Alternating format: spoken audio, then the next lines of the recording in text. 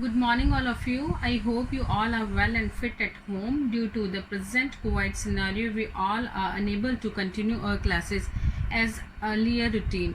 So now we will try the same by mean of online teaching process. I hope you all will enjoy and take the benefits of this curative activities.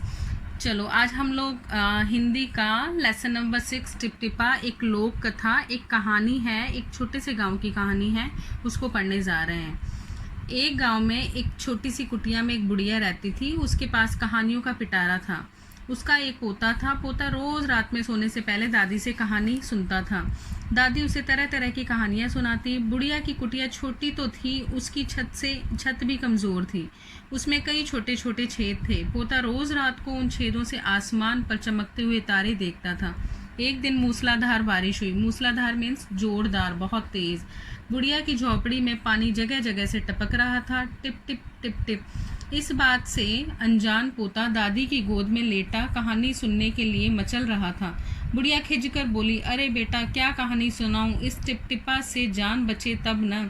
पोता उठकर बैठ गया। उसने पूछा, दादी, ये टिपटिपा कौन है?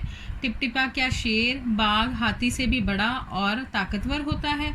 दादी छत से टपकते हुए पानी की तरफ देखकर बोली, हाँ बेटा, टिपटिपा न शेर से, न बाघ से, न हाथी से, किसी से भी नहीं डरता। संयोग से मुसीबत का मारा एक बाघ बारिश से बचने के लिए बुढ़िया की झोपड़ी के पीछे बैठा था। बेचारा बाघ बारिश से घबराया हुआ था। बुढ़िया की बात सुनते ही वह और डर गया, घबराया हुआ था।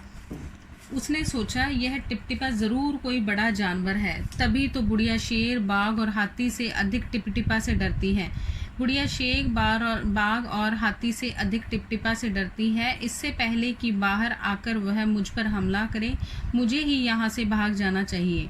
बाघ ने ऐसा सोचा और झटपट वहाँ से दुम दबाकर भाग गया।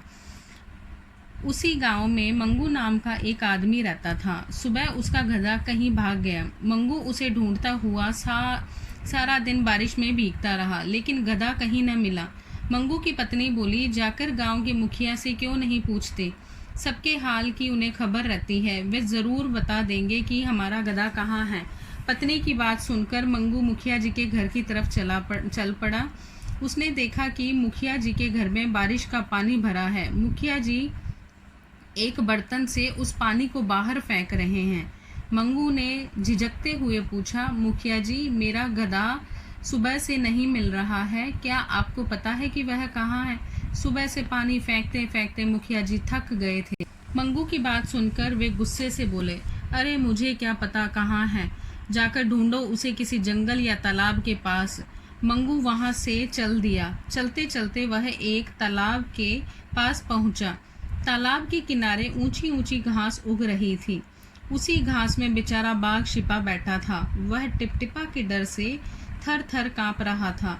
उसके काँपने से घास हिल रही थी। मंगू को लगा कि उसका गधा घास में छिपा बैठा हुआ है। उसने बिना देखे घास में हिलाकर देखा तो बाघ का कान पकड़ा और उसे घसीटता हुआ चल पड़ा। बाघ घबराया हुआ था। बाघ ने सोचा, लगता है यही टिपटिपा है, आखिर इसने मुझे पकड़ ही लिया। अब अपनी जान बचानी है तो यह जो कहे चुपचाप करते रहना है। चलते चलते मंगू बड़बड़ा रहा था, आज तूने मुझे बहुत परेशान किया है, चल फिर तुझे बताता हूँ। भीगी बिल्ली बना बाघ चुपचाप मंगू के पीछे चल दिया।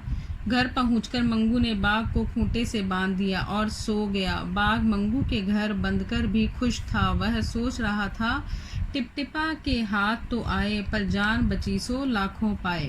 इससे हमें शिक्षा मिलती है कि डर बल और बुद्धि दोनों को ही खत्म कर देता है।